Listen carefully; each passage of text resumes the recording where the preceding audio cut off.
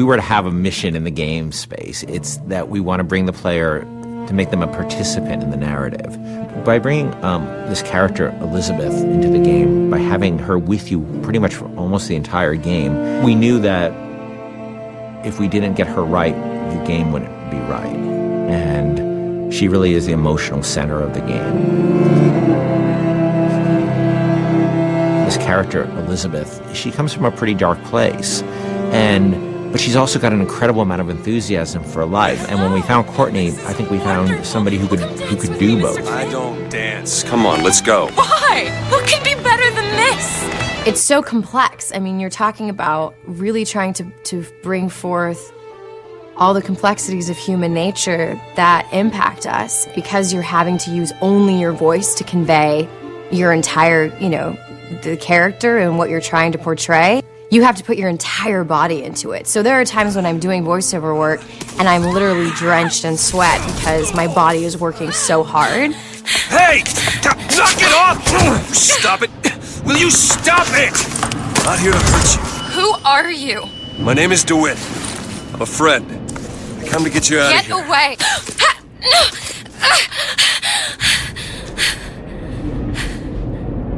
Are you real? It's not these one-note emotions, and I think that's what was so important to us as a collaborative team, to be really putting forth a narrative that was strong and that was complex and that was, reflective of how deep and the myriad of emotions that the human beings experience. The incredible voice acting and the incredible motion capture acting was the most useful and inspiring element that we could have had for Elizabeth. Liz will follow you around the world, and if you decide that you don't want to go where she thought you were heading, she can handle that really, really cleverly. She will stop if you stop. She will keep running if you decide that you're not interested in what you're doing here.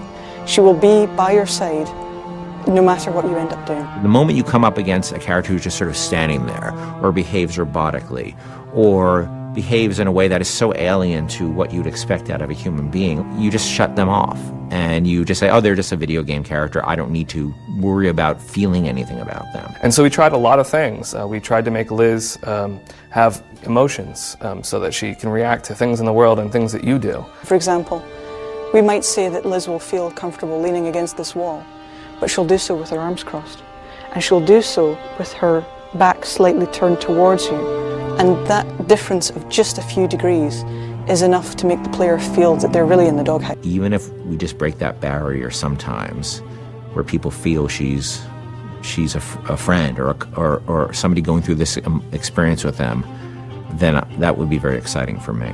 I really hope people fall in love with her. I fell in love with her.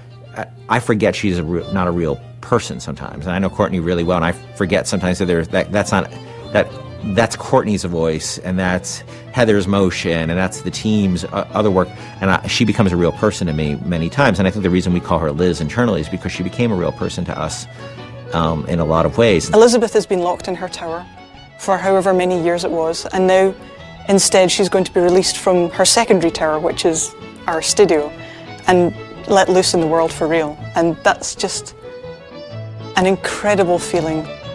Let's go! Come on, let's go! Come on, let's go right now!